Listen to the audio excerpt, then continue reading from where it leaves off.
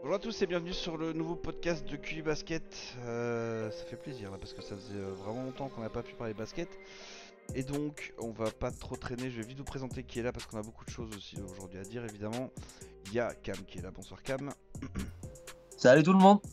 Gugur, bonsoir Gugur. Salut, merci de me recevoir. Avec grand plaisir et bonsoir Easy. Salut à tous. Voilà, on est donc là pour faire. D'habitude, en fait, on se réunit avant justement les playoffs pour faire un bracket. Bon, là, il se trouve que tout le monde avait des agendas de ministres et c'était un peu chaud. Donc, on va prendre un petit peu les séries en cours et on va balayer un peu vite fait le profil et voir un peu ce qui reste à espérer pour certaines équipes et essayer de voir un petit peu aussi plus loin, voir ce qui va se passer. Il y a déjà pas mal de séries qui ont bien avancé. Il y a même une équipe qui est à la maison ce soir, parce qu'on est le dimanche soir et donc les Sixers ont pris la quatrième et donc sont définitivement éliminés, peuvent aller à Cancun dès ce soir. On va commencer par une série qui pouvait laisser entendre qu'il allait avoir peut-être finalement un peu de suspense, c'est les Bucks contre le Magic, mais finalement ça a l'air de se diriger quand même vers une branloute express. Cam, est-ce que tu as été surpris par le fait que les Bucks se fassent piéger au premier match? Surpris, non pas tellement, parce que le Magic, ils ont déjà fait le coup l'année dernière. Il suffit d'un match où ils ont très bien attaqué, où les Bucks sont mal défendus. C'est à peu près ce qui s'est passé, malgré un Yanis qui a été très fort. Non, après, globalement, Orlando, c'est trop faible, hein. C'est huitième à l'Est parce que c'est l'Est, mais c'est pas inquiétant. Sur le dernier match, là, ils prennent quasiment un plus 30. Non, c'est respecté. Orlando a fait le taf pour être playoff fab, mais après voilà, je pense que même eux, tu regardes leur coach Clifford, tu sens que, enfin, il n'y a pas d'espoir quoi. Tu peux pas arrêter une équipe comme les Bucks qui a un lance-flamme offensif, mais bon, ils ont essayé. Donc c'est une étape. Ils ont pas Isaac, ils ont pas mal le blessé. Je pense que voilà, du moment qu'ils sont qualifiés, ils se sont dit c'est bon, la saison elle est sauvée, on peut voir la suite. Ouais, c'est vrai qu'il n'y a pas grand chose à dire de la série. Je sais pas si Gugur et Easy vous avez regardé un match de cette série ou si vous avez quelque chose à relever par rapport à cette série là. Bah, Ouais. Vucevic quand même. Ouais. Vucevic qui est énorme, et Milwaukee, moi ça m'inquiète qu'ils n'arrivent pas à éteindre Vucevic. Alors, très bon taf hein, sur Fournier. Ça, il est coupé de tout. Mais, mais si t'arrives pas à arrêter Vucevic, j'ai quand même des gros doutes sur le futur, quoi. Mhm. Sur comment ça va se passer. Surtout qu'après, bah, potentiellement, t'as le hit qui va arriver. Ouais. Qu'on les arme eux pour stopper, enfin pour stopper c'est un bien grand mot, mais pour ralentir Yanis. Mhm. De l'autre côté du terrain, Bam Adebayo, je pense pas qu'il soit plus faible que Vucevic offensivement, et ça peut leur poser des gros problèmes. Donc va falloir je sais pas, va falloir qu'ils montrent autre chose en fait, Milwaukee. Là oui, ils vont passer 4-1, peut-être aller 4-2 s'il y a un match où Fournier il arrive à mettre dedans, mais ça me rassure pas trop en fait ce tour de playoff. Mhm.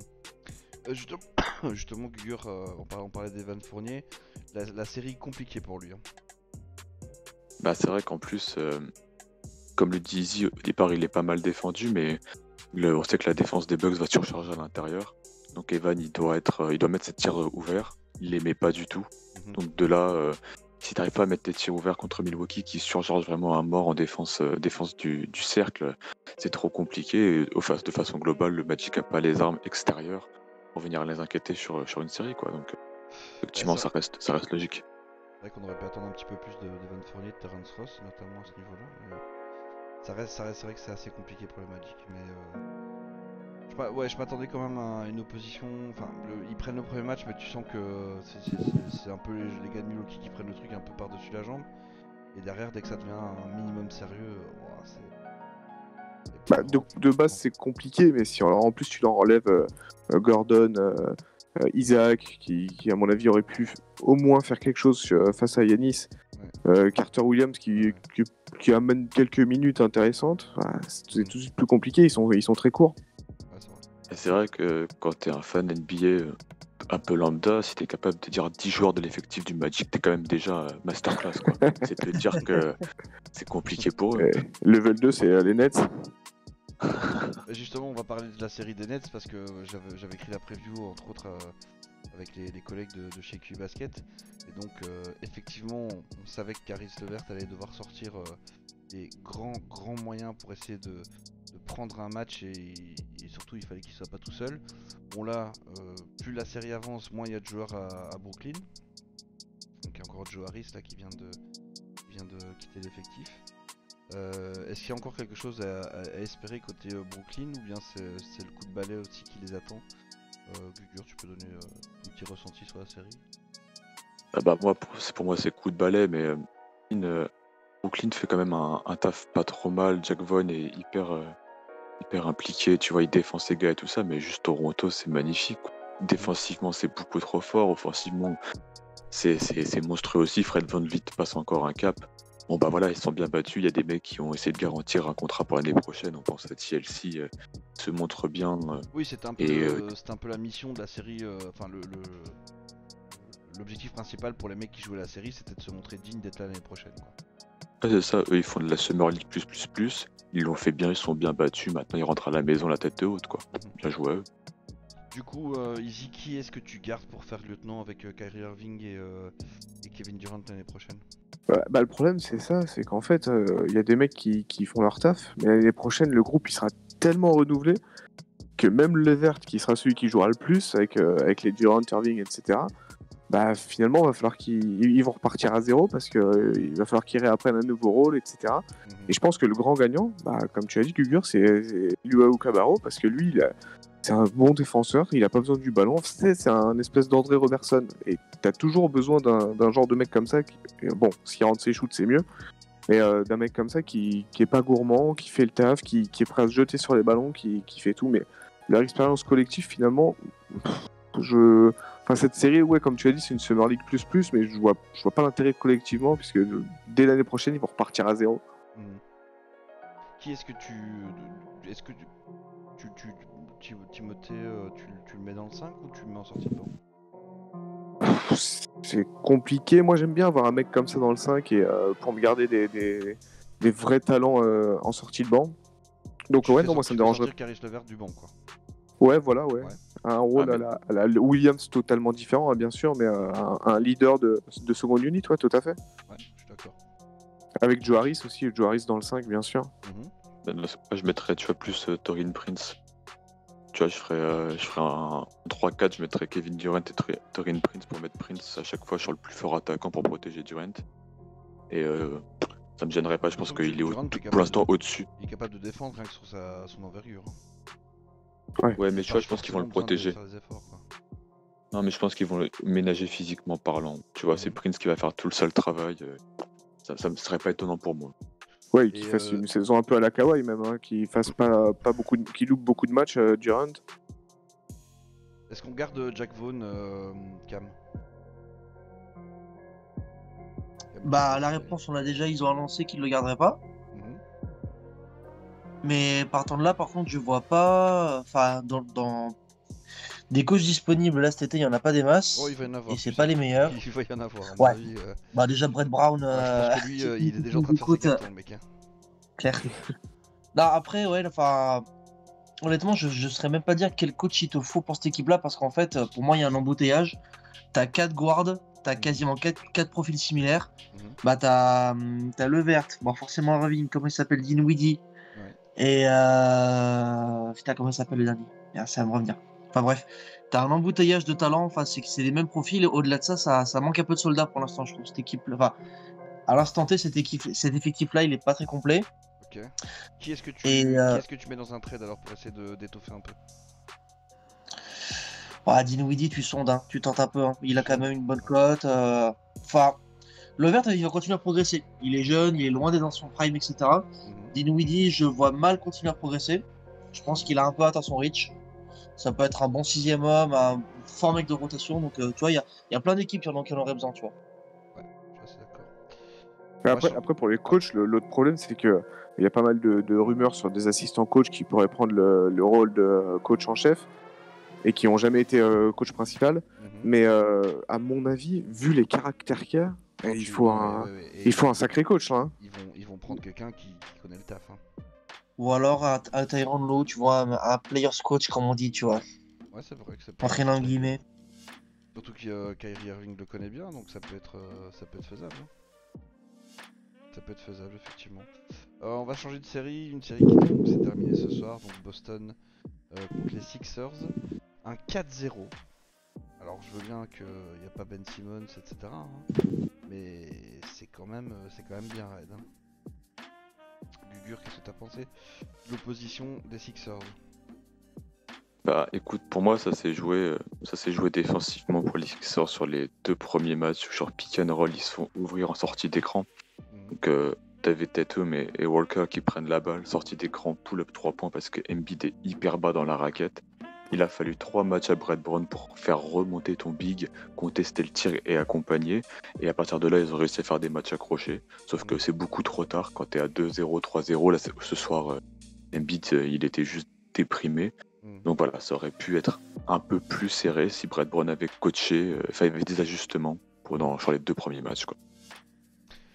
Easy, on se doute bien que Brett Brown va prendre la porte, hein. Il y a peu de chances. Ah, Brett Brown, écoute, ça fait combien de séries qu'il fait face à Boston et il se fait ouvrir à chaque fois par Brad Stevens. 3 ans, Et à chaque fois.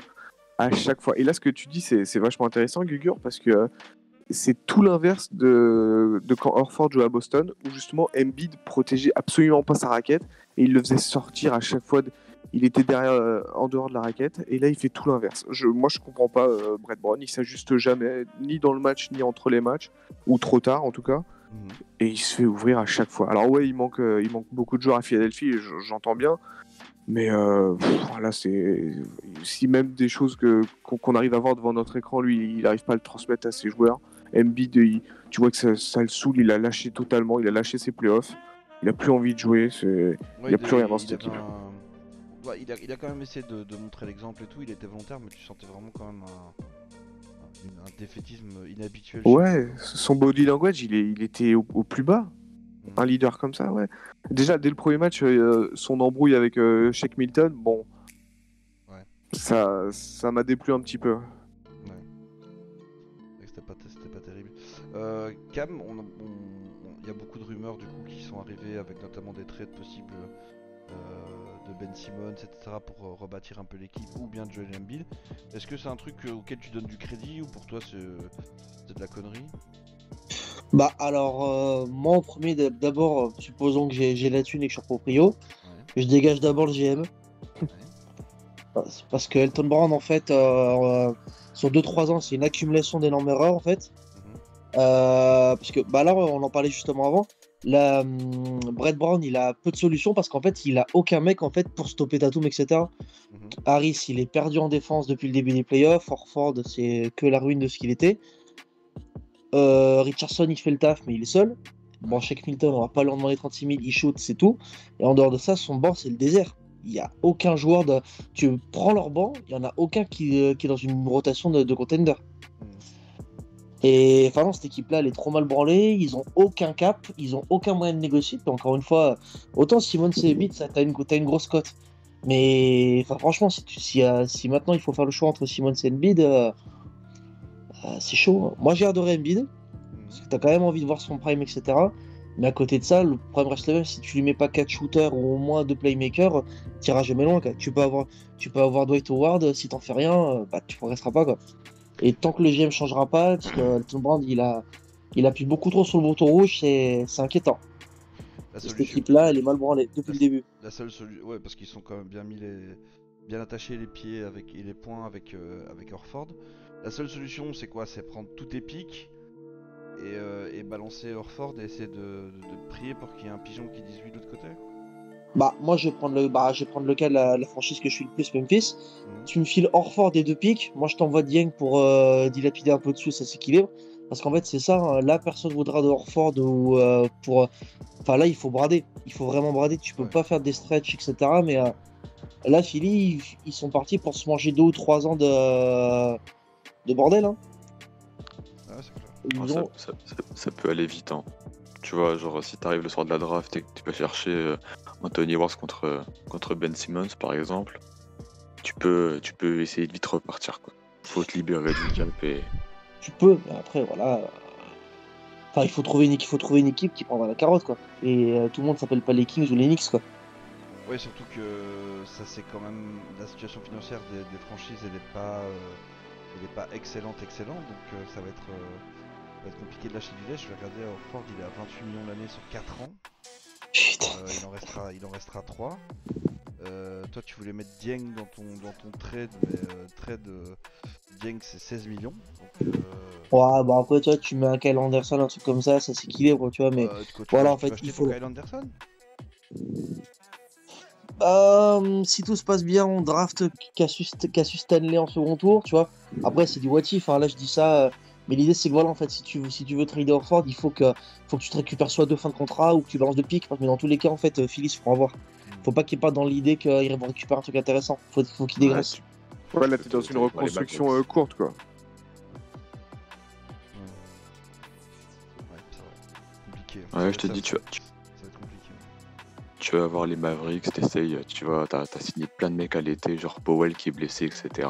T'as Willy Cauley-Stein et tout ça. Et Est-ce que c'est pas t'essayes le de moment, voir. est-ce que c'est pas le moment de retourner au bercail entre guillemets en allant voir du côté d'Atlanta là pour leur fort? Parce qu'ils ont de la place sous le cap, je crois, les petits Hawks. Ouais, ouais, ils peuvent prendre quasiment un contre. Là, tu leur mets un Dwayne Dedmon dans la balance avec, je sais pas moi, un autre truc, ça peut peut-être passer. À voir. Il y a le fameux cas John Collins aussi à Atlanta Ouais. qu'il faut régler. Peut-être que c'est Qu'il faut trader. qu'il faut traiter. C'est peut-être le moment de voir s'il n'y a pas un move à faire à ce niveau-là. À voir, effectivement. Ouais, mais même en faisant ça, enfin, je veux dire, quelle va être la réaction de Simmons et Embiid qui, eux, ils ont peut-être pas toutes ces données-là, ils vont peut-être pas comprendre un trade comme ça qui va te. Si, tu peux comprendre quand même que tu as un poids mort dans ton équipe à 28 patates l'année et que si tu veux gagner, il va falloir autre chose qu'un mec qui chie Ah bah- dessus dès qu'il y a un mec qui fait un centimètre de plus que lui qui Ah non, arrive, mais moi quoi. je suis d'accord. Mais après, comment ça va se faire? Est-ce qu'on va leur dire, bon, on repart sur un cycle de 3 ans, 4 ans? Dire Kevin Love l'a mis dans sa poche, quoi. Le mec, il a perdu Kevin Love, tu vois. Je veux dire, bon, à ce moment-là, ton affaire, normalement, elle est réglée, quoi. Et oui, après, derrière, tu pars sur quoi? Bah, tu continues ton trust de process, il continue, tu vois, t'as pas le choix. T'as juste raté complètement ton étape en faisant signer à leur forte, quoi. Et d'ailleurs, quand ça a été fait, je pense qu'à l'époque, il y avait quand même peu de gens qui ont. Enfin, tu peux le comprendre sur papier, mais sur la réalité de terrain, tu sais bien que ça n'ira pas, quoi. Et pas à ce prix-là, surtout, quoi. Ouais, Ouais, pas à ce prix-là, ouais. C'était pas, Parce c'était qu'à la pas là limite, qu'il fallait Horford qu'il en cherche, sortie quoi. de banc, allez, ok, ouais. Ouais. Bon, on va switcher de série, on va passer une série qui aurait pu être plus intéressante peut-être. C'est le Heat contre les Pacers avec Miami qui mène 3-0 et qui a l'air d'avoir les deux mains sur le volant pour partir vers un petit coup de balai. Est-ce que c'est tellement l'effet de Domantas Sabonis qui fait que les Pacers prennent 3-0? T'as plusieurs trucs. T'as Domantas Sabonis, t'as Victor Oladipo qui est l'ombre de lui-même. Tu vois, là, les gens ils l'appellent Oladigro, c'est qu'il y a une raison, quoi. Enfin, il arrive pas à passer un duel. Où sont les Et photos puis, toutes gainées de lui rappelez-vous à l'époque, quand, c'est juste après son trade ou je sais plus quoi, ou quand il s'était fait éliminer par les Cavs à 4-3. Il y avait une Ouais, photo c'est de reparti. lui à 4 mois d'intervalle où il s'était dessiné des abdos au Steve sur son bide. Ouais. C'est, alors effectivement, on est loin de ça. c'est- On est très loin. bah, il va falloir qu'il prenne du temps pour revenir, hein. Après, c'est une sale blessure qu'il a prise aussi, donc je sens qu'il force un peu de retour. Mais est-ce que du coup, il aurait pas fallu le mettre sur le banc et jouer sa chance vraiment plutôt que de se fixer sur les dents? Parce que Easy, est-ce que tu Bah, as coaché comme Matt Milan? C'est compliqué parce qu'en plus, le 3-0, il est un peu sévère parce que les Pacers, ils se font pas. Il n'y a pas de blowout ou quoi. Ils font avec ce qu'ils ont. Enfin, ton meilleur joueur, c'est TJ Warren, donc à partir de là, c'est compliqué. Dans Brogdon aussi. Mais je crois qu'il faut juste reconnaître que Miami, ils sont au-dessus. Ils sont au-dessus à tous les niveaux. Ils savent ce qu'ils doivent faire exactement, comment le faire. Et leur jeu de passe, moi, je le trouve magnifique.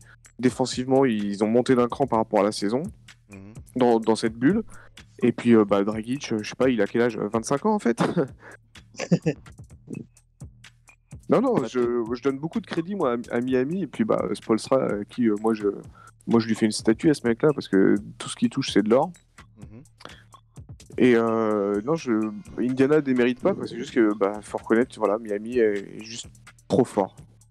Et Butler en mode Si. playoff, il amène tout le monde sur ses épaules et c'est parti. Très Indiana, serein, ils font Butler. Il force pas. Hein. Non, c'est ça qui est fort. Et il est vraiment dans le rôle de leader, voilà, il met ses points quand ils ont besoin. Il rechigne pas à défendre comme on pourrait s'y attendre, parce que là, c'est vraiment la star de Miami. Et, Tout non, ce dont franchement, Philadelphie chapeau. a besoin, en fait, simplement. Tout ce que Mmh. Philadelphie a perdu. Et ouais, Donc, voilà, dur. exactement. Ouais.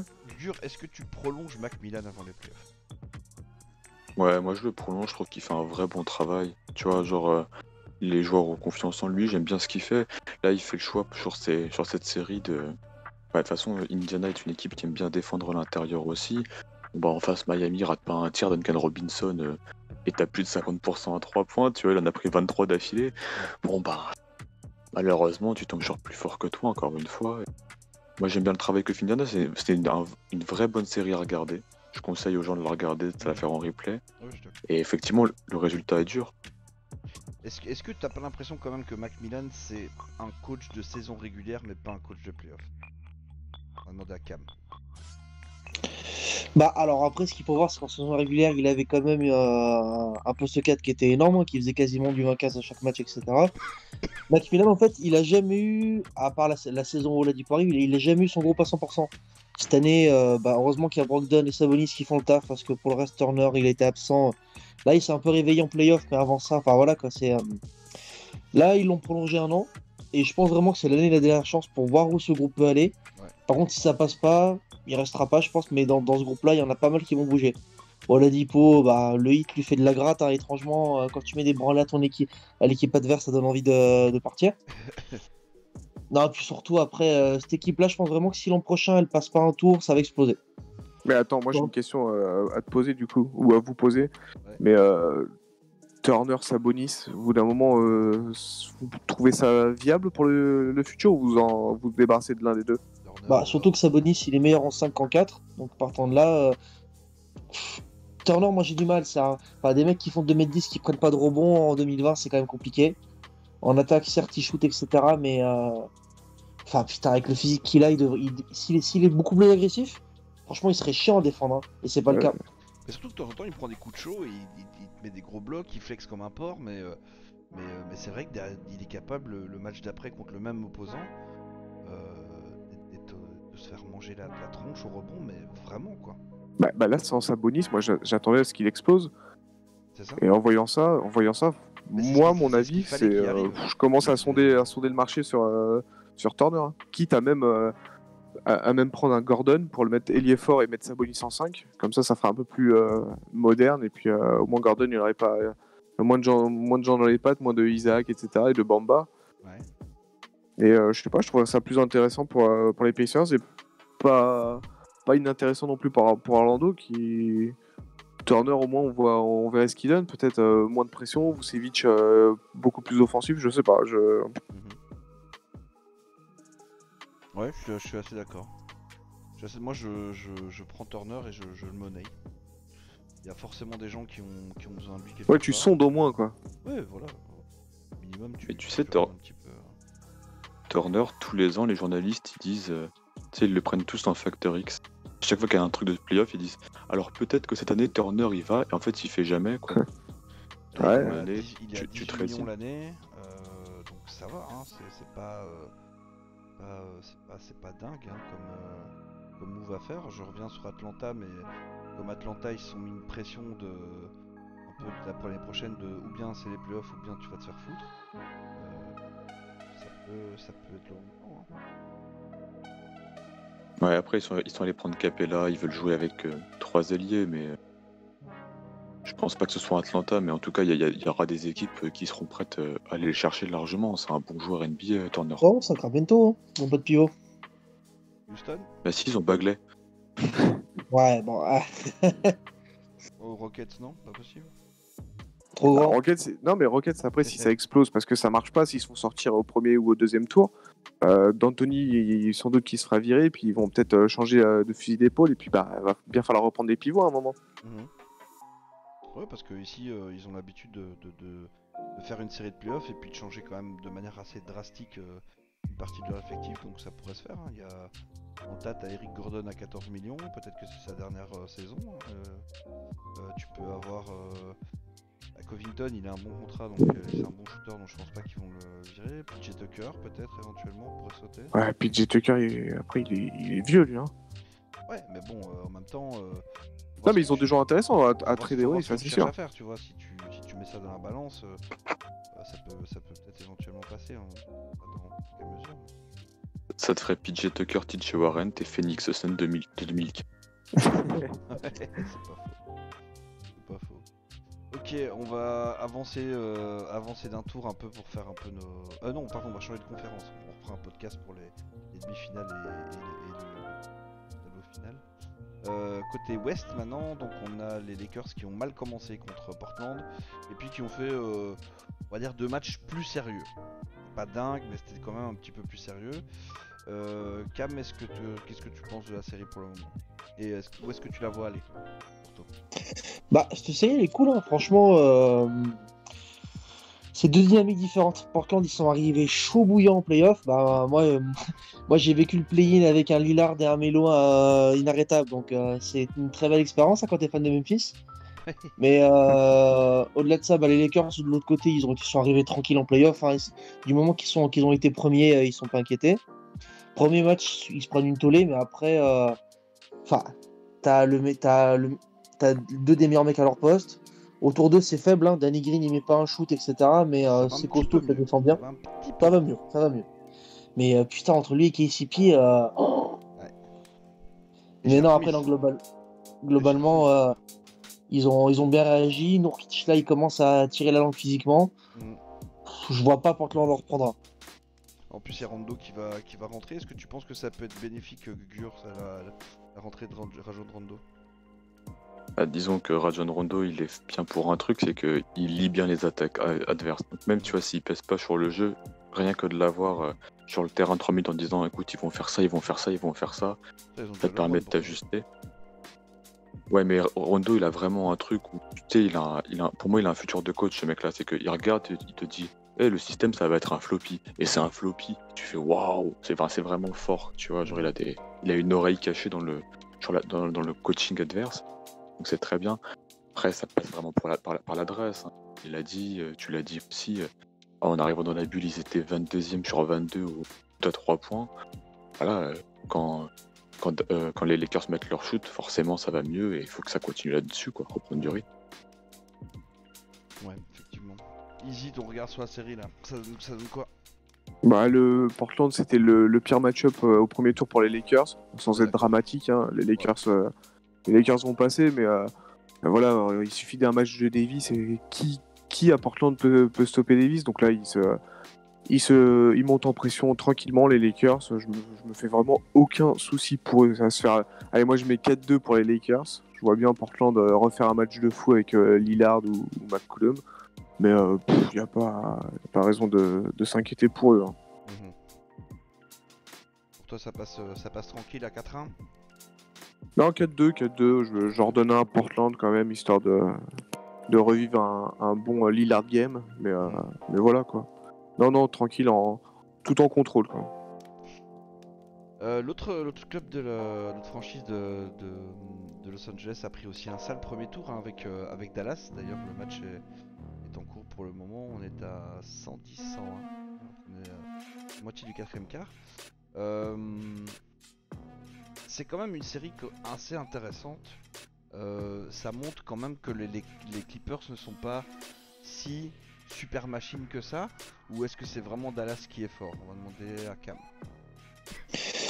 Bah, disons que c'est facile d'être fort quand t'as un Kawhi Leonard qui a 35 points de moyenne.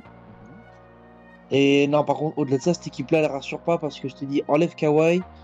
Il y a Pandemic P qui met pas un shoot depuis le début de la série. Mais bon, apparemment, maintenant, il fait juste des passes et il défend, donc il faut pas les juger. C'est chiant aussi, hein. Paul George qui défend, ça peut être chiant. Ah oui, Il non, défend il est pas. Non, puis au-delà de ça, cette équipe-là, en fait, bah, toujours le même souci, elle a peu de fond de jeu, quoi. C'est énormément d'ISO et bon, là en face, Dallas défend assez bien, alors que pourtant ils n'ont pas des grandes défenses, etc. Et ça risque de coincer, je pense, à un moment.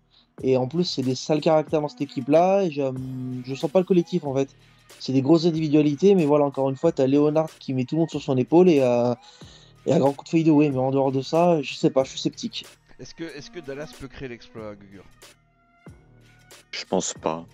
Parce que quand même, t'as des mecs très très forts. Et Kawhi, quand il passe la seconde, il est incroyable.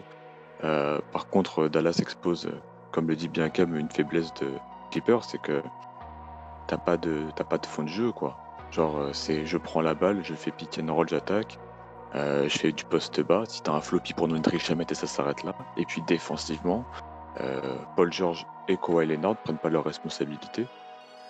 Donc, moi, je suis très très déçu de voir Marcus Morris défendre sur Doncic. Quand même, Doncic là, il est en train de leur mettre une pinette alors qu'il a une cheville en moins. Vas-y quoi, genre mets-toi dessus, éteins-le, montre que t'es le patron et passe le cap. Et ça, les Clippers ont pas l'air d'avoir envie de le faire. Easy, pour toi, la série, ça donne quoi pour la suite? Ouais, bah, je suis totalement d'accord avec tout ce que vous avez dit. Et en plus de ça, ouais, ça manque de liant, ça manque de cœur ou quoi. Et je comprends pas du tout Doc Rivers sur tellement de points. Rien que un truc tout con, c'est rotation. Je comprends pas pourquoi il a fait venir Joachim Noah. Parce que bon, bah, Harrell, on voit, il est revenu, mais bah, c'est pas du tout le Harrell qu'on avait vu en saison régulière. Mais ouais, même depuis ce match contre les Lakers là, avant la bulle, je trouve qu'il y a quelque chose qui s'est cassé aux Clippers, comme si ils voulaient chacun jouer chacun son tour. Et ça me déçoit. Et Doc Rivers, je trouve jamais de solution. Et ça m'énerve passablement. C'est vrai que on a l'impression que l'absence de Patrick Beverley est pas couverte en fait derrière. Ouais, voilà, ce cœur de Beverley et c'est là qu'un Noah faisait du bien. Enfin, dans le seul match qu'il a vraiment fait, hein, en fait. Hein. Et j'attends que Leonard, justement, il se mute en leader et que Paul George il fasse enfin des vrais playoffs. Là, depuis les Pacers, dès qu'il est en playoff, c'est déception sur déception. Leonard, c'est pas tellement sa mentalité d'aller Ouais, faire un stop ouais, je défensif sais. et de claquer dans sa main en gueulant sur les autres. Hein. Ouais, non, pas claquer dans ses mains, mais tu vois, enfin, je sais pas, être un peu plus leader, rien que.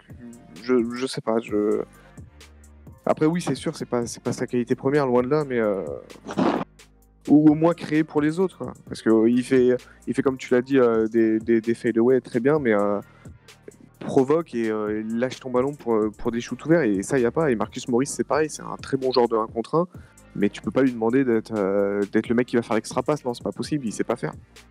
Dans une moindre mesure, ça ressemble assez fort à la construction d'OKC l'année passée. Hein. Et Ouais, un petit peu, il y a de ça, ouais. Chacun essaie de faire son taf de son côté, mais au final, t'as pas de jeu d'équipe. Peu de jeu d'équipe. Bah après, peut-être que. C'est que ça reste Dallas quand même, qui est une très bonne équipe. Ouais.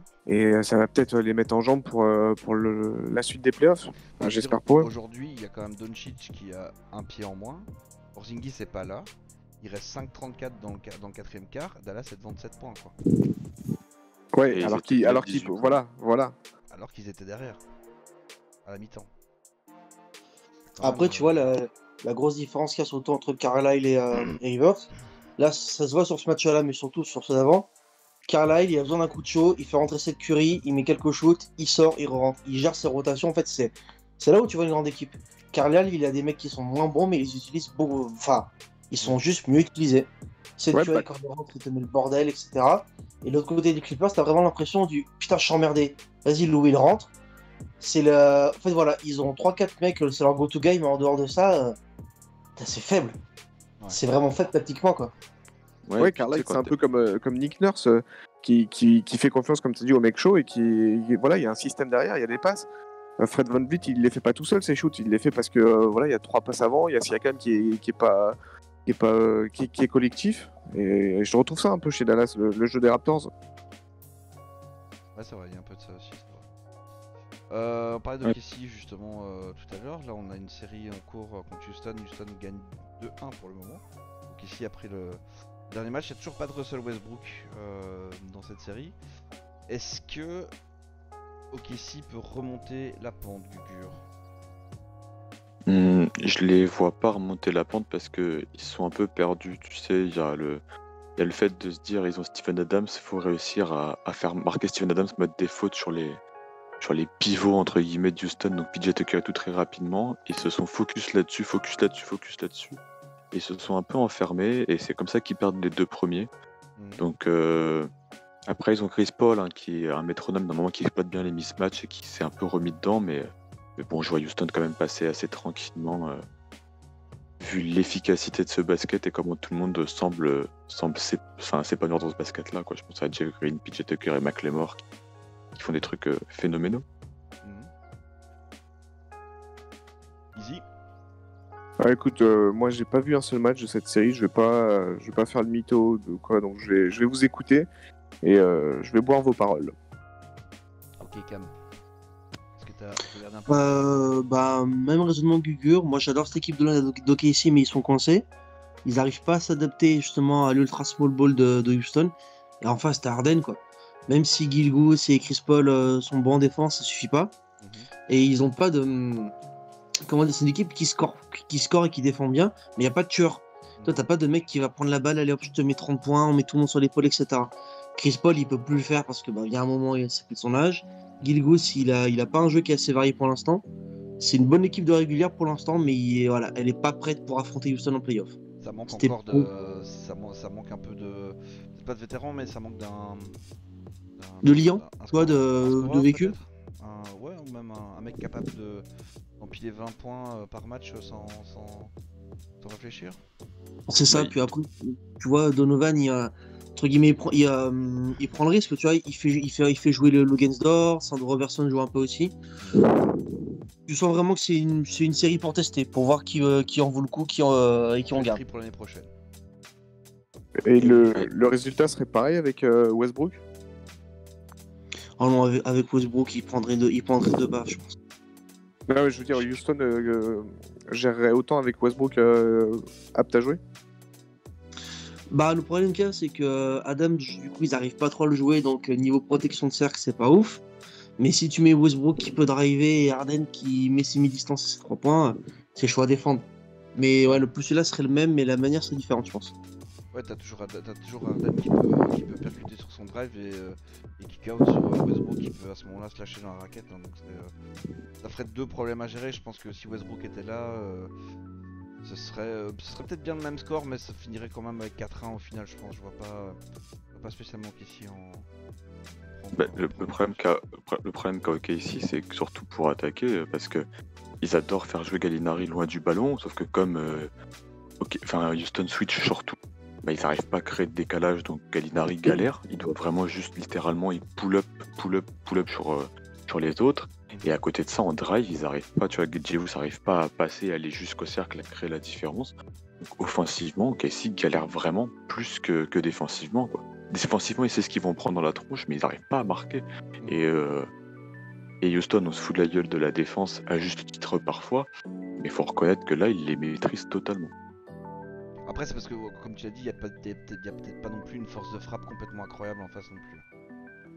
Ah oui, c'est À revoir contre une équipe d'un autre calibre. D'ailleurs, s'ils passent, ils vont tomber contre le vainqueur de Portland Lakers. Ouais, là, ce sera nettement plus problématique d'avoir un Anthony Davis dans les pattes, par exemple. Ça va être une Entre super autres. série, ça, si ça arrive. Hmm Ça va être cool à regarder. Ça va être très cool à regarder. Ça peut être une très bonne série. On va finir par la dernière série à l'ouest. Denver contre Utah. Denver absent du dernier match. Pas très présent à l'avant-dernier match non plus. Est-ce que c'est une série, si ça tourne mal pour Denver, qui pourrait être fatale par exemple à Mike Malone, Easy? Je les vois pas se débarrasser de Mike Malone parce qu'ils ont commencé un processus avec lui. Alors oui, là, ce serait quand même faire un pas en arrière. Mais après, il aura toujours l'excuse de oui, mais bon, Barton, il était blessé, Gary Harris n'était pas là. Enfin, je pense pas qu'il qu'il se fasse virer après cette série, même s'il perd 4-1, quoi. Je suis pas très satisfait de ce qu'il fait non plus, mais non, je les vois pas recommencer quelque chose de nouveau sans Mike Malone là pour le moment. Mhm. En face, on a un Donovan Mitchell qui est bien en jambes. Gugur, est-ce que t'es toujours convaincu par le duo Gobert-Mitchell au Jazz? Bah là, force est de constater que Mitchell il fait ce qu'il veut de la défense. Enfin, défense, c'est vite dit, mais des Nuggets. Gobert, c'est pareil, tu vois, il a mangé. Jokic fait absolument aucun effort. Michael Porter Jr., il découvre les playoffs, mais défensivement, c'est dramatique aussi. Denver ne lutte pas, Denver se bat pas. Ils ont planqué Jokic sur un corner, ils ont laissé Paul Millsap défendre la raquette. Offensivement parlant, on retrouve pas le Denver que moi j'adore avec plein de cuts partout, tu vois, plein de jeux loin du ballon. Là vraiment c'est pick and roll. C'est vraiment pas le Denver qu'on connaît. Et tu posais juste avant le point Mike Malone. Attention aussi parce que Denver va perdre un de ses dirigeants puisqu'il va chez nous aux Bulls, Carney Chevas. Donc nouveau management, etc. Sachant qu'on leur a pris un autre mec du staff.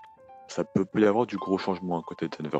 On peut avoir pour moi un gros craquage avec des nouveaux dirigeants. En tout cas, des nouvelles places fortes dans les bureaux, quoi. Attention à ça. Ouais, effectivement, je suis assez d'accord. Cam, tu peux donner ton avis sur la série aussi. Je rejoins ce qui s'est dit. Surtout, Mike Malone, là, actuellement, il est coincé parce que MPG en attaque, il est fort.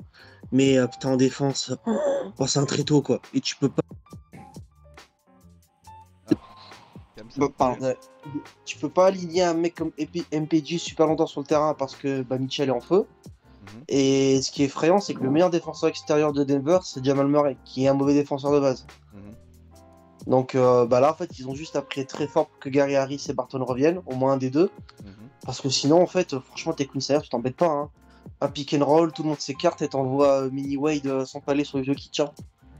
Ouais, et puis il y a eu Joe Ingles aussi en mode meneur de jeu qui est juste exceptionnel dans cette série. Il arrive à lire les défenses, le nombre d'alley-oops qu'il envoie. Non mais c'est un régal. Et ils ont toujours pas compris Denver. Puis après, c'est tout bête, mais bon, Gobert, moi je suis le premier à le tailler, honnêtement. Je suis loin d'être objectif avec. Tu as coupé Cam. Allô? On a perdu Cam, on va le laisser revenir. Ouais, effectivement, c'est vrai que là pour le coup, les autres, vous m'entendez toujours? Oui. Ouais, Ok. t'inquiète pas, on est là. Mais j'ai une autre déception moi sur Denver et sur leur défense. Vas-y. Et un joueur que je vois pas du tout, c'est Craig, Torrey Craig, qui j'en attendais beaucoup justement. Et l'homme invisible dans cette série pour moi, c'est une grosse déception. Le problème c'est qu'il se fait fall trouble. Enfin, tu vois, il s'est fait fall trouble sur 2 matchs.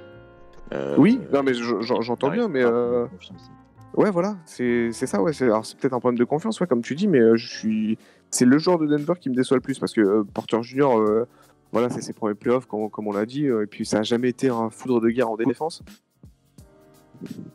Mais Allô? Ouais, je crois qu'on avait perdu Easy aussi.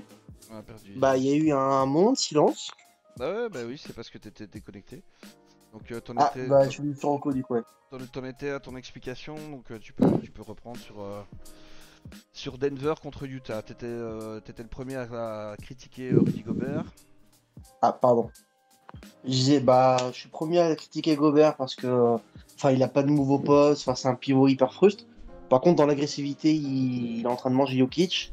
En fait, c'est à l'image de son équipe, quoi. Utah est moins bon et moins diversifié, mais ils sont beaucoup plus agressifs et ils ont envie de gagner, tout simplement. Ils ont ras le cul, je pense, de ne pas passer un tour et ça se ressent. Pour toi, c'est ça qui fait toute la différence? À l'instant T, oui, parce qu'ils n'ont pas le talent et l'agressivité cache tout. Par contre, si Denver est au complet, ça suffira pas. Et là, Conley est bien revenu. S'ils ont un Conley à 15-17 points, tu vois, avec 5-6 passes, une bonne défense, ça peut faire la différence. Mais c'est beaucoup de si. C'est trop de si actuellement pour que Utah soit sûr de passer. Ouais, mais le problème, encore une fois, c'est une défense de pick and roll. Tu vois, on revient sur beaucoup d'équipes et je trouve ça dramatique à ce niveau-là. Mais quand tu laisses ton pivot si bas dans le cercle et que du coup tu laisses Donovan Mitchell prendre genre vraiment, tu vois, genre 5 secondes d'avance sur son drive, bah, tu peux pas t'étonner de te faire à chaque fois empaler, sachant que c'est un mec qui rechigne pas à prendre les mid-range et qu'il les met. À un moment donné, t'ajustes, quoi. Quand t'es Mike Malone, tu fais quelque chose. L'année dernière, tu fais un très bon travail sur Lillard et McCollum.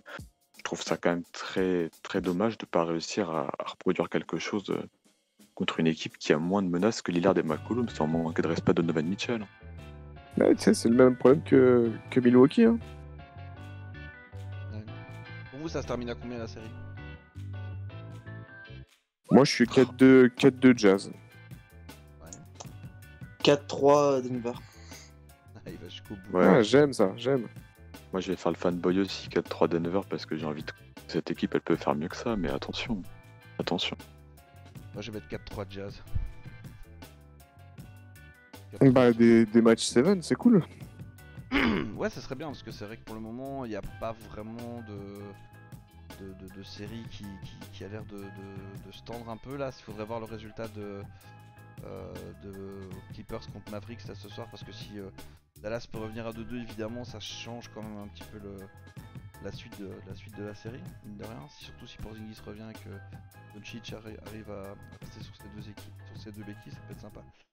Effectivement, une petite série un peu tendue, ça serait pas de refus. De toute façon, les Nuggets, ils ont fait que ça. Hein. Depuis l'année dernière, ils font 14 matchs. Tu vois, ils font 2 séries, ils font 7 contre les Spurs, ils font 7 contre les Blazers. C'est typiquement eux, ça. Ouais, puis l'année d'avant, quand ils vont pas en playoff, c'était quand même un match 7 contre Minnesota pour un espèce de play-in tournament avant l'heure. Quoi. Il y a un match unique. Quoi. Ouais. Ok, bah on suivra ça de près. Donc c'était pour un petit peu nos petites réactions par rapport à ce premier tour. On se retrouvera prochainement pour pouvoir, dès qu'on aura les affiches complètes des demi-finales, ben, on fera un podcast où là on fera les demi-finales, les prédictions pour les finales de conférence et la grande prédiction pour le titre de champion NBA. Un titre particulier cette année mais qui vaudra quand même la cacahuète parce que je sais pas votre avis sur la bulle pour terminer un petit peu. Est-ce que finalement c'est un format qu'on redoutait un petit peu et qu'on appréhendait mais finalement c'est pas si mal que ça. Enfin, en tout cas moi je suis plutôt satisfait. Cam, ton avis général sur la façon dont la compétition est gérée, ça dit quoi? Bah, franchement, c'est très propre. On va parler du sportif après, mais avant ça, c'est un modèle de gestion parce qu'il y a eu très peu de cas à l'intérieur de la bulle et le peu de cas qu'il y a eu, ils ont été bien traités. On va comparer avec les autres sports. Bah, là, au foot US, l'équipe de Dallas, ils ont une dizaine de cas. Enfin, c'est hyper compliqué pour la plupart des autres sports, même en France. Hein, tu prends la plupart des clubs pros, c'est en train d'exploser. Franchement, c'est un modèle d'efficacité ce qu'ils ont fait. Puis après, franchement, c'était drôle. Ça faisait un peu camp de vacances. On a eu du bon basket tout le long. Bon, t'en as qu'on fait des conneries dans le lot, mais voilà, c'était hors du temps, mais c'était un bon truc. Ouais, effectivement. Gugur, ton avis sur la bulle? Bah, j'étais assez sceptique. Pour le côté blessure, tu vois, et pour le côté humain, j'avais très peur pour les joueurs qui se pètent tout. Finalement, je suis très agréablement surpris. Et puis, en tant qu'addict du basket, t'avoue que ça m'a fait beaucoup de bien. Ça, c'est cool. Pour le niveau des matchs, pareil, je suis très content de ce que je vois, tu vois, en termes de basket. Pour moi, ça restera un titre à part. Mais bon, la NBA l'assume très bien. Tu vois, ils disent Wall New Game, c'est leur slogan. Donc, voilà, on part là-dessus. On profite de ce basket-là, du niveau qu'il y a. Et on dit bravo la NBA de réussir à produire ce qu'ils font actuellement. C'est fort. Et Easy. Très bien géré, la ligue a très bien géré, mais moi je suis un peu... Le niveau, je le trouve bien en deçà des playoffs qu'on a l'habitude de voir. Alors est-ce que le fait qu'il n'y ait pas de public et tout, ça joue sur mon jugement peut-être, je sais pas. Mais il y a vraiment quelque chose, moi, qui me gêne, et de vieux con, quoi. C'est dans ce côté bulle qu'après un match où le mec il se prend 57 points dans la tronche, il fasse une vidéo et qu'il dise ah tiens regarde c'est Donovan Mitchell, il vient de me mettre 57 points. Enfin je sais pas, je trouve qu'il y a trop justement ce côté copain et c'est ce qui m'énerve dans la NBA d'aujourd'hui, c'est le côté copain. C'est vrai que ça va pas Ouais, ça me gêne quoi. J'aimerais plus de vraie rivalité, de mecs voilà, qui, à la Yanis, quand il dit ouais bah moi je suis pas là pour me faire des amis l'été, pour jouer avec vous, non je veux que ça se cogne quoi. Et j'ai l'impression que cette bulle, bah, ça a renforcé très logiquement ce côté copain, amitié, Evan Fournier à la piscine avec Boban, tout ça. Je sais pas, il y a un côté quand même qui me gêne. Et le dernier point que je voulais aborder, c'est que là, tout va se jouer en fait à la fin de ce premier tour, puisque les équipes vont se faire donc sortir des hôtels et qu'à leur place, on va retrouver la famille, les proches des joueurs. Ouais. Et ça va être un virage vachement important parce que ils arrivaient bien à gérer quand ils étaient que entre joueurs et staff. Mais là, on va ramener des gens de l'extérieur et là, j'ai un petit peu peur et ça m'embêterait qu'il y ait des cas suite à ça. Après, je fais confiance en la NBA, mais j'avoue que j'ai quand même une petite crainte. Je pense que ça va tester violemment, ça va mettre des quarantaines, moi j'ai pas tellement peur de ça, j'ai plus, je pense que ça aura plus une influence au contraire sur les joueurs qui ont l'habitude d'être entre eux, tu vois, de pas avoir leur famille dans les pattes entre guillemets. Ouais. Et je pense que ça va être la fin de la récré pour certains d'entre eux et à voir quelle influence ça pourra avoir. Moi là où je suis, je rejoins, je sais plus qui en a parlé, mais je crois que c'est Easy. En termes de niveau de basket, moi c'est pas tellement le niveau de basket en soi, même si effectivement j'ai l'impression que c'est comme en dessous, mais c'est au niveau de l'intensité quoi. Y a rien à faire, tu peux pas changer des 20 000 personnes qui sont en train de te gueuler dessus dans le money time pour cravacher, pour revenir. Et il y a des équipes clairement qui en pâtissent, ça c'est sûr et certain. Et je trouve que les matchs, ouais ok on les a, c'est bien, mais sans le public, le basket vaut quand même 50% de ce qu'il vaut d'habitude. Que ce soit. Mais est-ce que tu penses pas que le fait qu'il n'y ait pas de public, on est des joueurs juste qui sont dans leur basket et qu'il n'y a pas d'avantage du terrain et que ça équilibre un petit peu quoi. J'entends bien ce que tu dis, mais tu vois, le fait de jouer à l'extérieur, d'être sur la ligne des lancers francs, d'entendre 20 000 personnes qui te huent et que t'aies pu être dans un élément hostile pendant les 2-3 heures qui viennent de passer, ça peut te faire rater un lancer franc. Alors que ici, justement, ils sont quand même faciles. T'as l'impression qu'en fait, t'as presque l'impression qu'ils sont pas crevés en sortant, alors que parfois tu vois des fins de match serrées où t'as tout le public qui est quasiment debout au premier rang, où t'as des mecs qui sont avec 4 litres de sueur sur la tronche. Il y a ça aussi, tu vois, le fait d'avoir la chaleur humaine de 20 000 personnes dans une salle, ça change aussi ces données-là. Donc il y a beaucoup de choses qui sont très différentes et je trouve que ça perd beaucoup de son charme.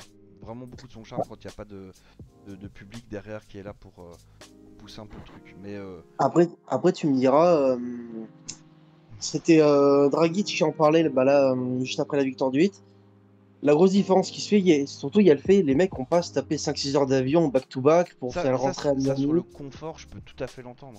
Ouais, mais après, il y a un match tous les 2 jours, je trouve, qui bâcle un peu aussi ce côté-là. Tous les 2 jours, tu joues un match, c'est quand même des playoffs, ça se prépare. Ouais, mais ça, c'est le premier tour. Hein. Quand tu vas monter en demi-finale de conférence, je pense que ce sera. Ouais, d'accord, mais enfin, les premiers tours des autres années, t'avais pas juste 2 jours et. Enfin, non, parce que t'as d'office un jour de voyage, même si tu oui, fais 4-0. oui, j'entends bien, ouais. Donc ça espace de toute façon, mais. Bah, après, de toute façon, on le voit dans les rotations, enfin, je trouve que beaucoup de joueurs jouent.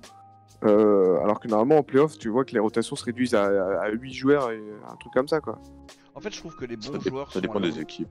Je trouve que les bons joueurs sont à leur niveau, mais qu'il n'y a personne qui sort du bois un peu porté, tu vois, par un enthousiasme d'une salle, par exemple. Tu vois, ça manque un peu de, je sais pas, peut-être de. Ça fait saison un peu en fait. Ouais, Ouais, c'est même pas saison en fait. Ça fait ou match de mecs qui sont 9ème, 10ème, 11ème avec genre 4 matchs de retard sur le 8ème. Ça fait match de fin de saison en fait. Ouais, excuse-moi, je suis supporter des Bulls. Pour moi, c'est pleine saison. Ouais, je commence à comprendre ce que ça veut dire, tu sais. Fin de saison de merde. Malheureusement, le chauve étant parti, on rigole un petit peu moins du côté équipe. Bon, mais voilà, je crois que on va vous laisser sur ces petits avis. Donc, n'hésitez pas à donner vos avis que ce soit sur les séries ou sur vous, votre perception de la bulle. Est-ce que ça vous a plu est-ce que ça vous plaît toujours? Et puis on se retrouve assez rapidement pour passer aux demi-finales de conférence. Là on va commencer à parler de matchs de bonhomme, hein. On va probablement arrêter de parler de 4-0, 4-1, etc. Quoique. Et on verra un petit peu ce qui est possible pour la suite de cette saison particulière. Cam, Gugur et Easy, merci beaucoup pour votre présence. Merci à toi, merci à vous. Merci à vous. Et n'hésitez pas à aller faire un tour sur le site de QBasket.net.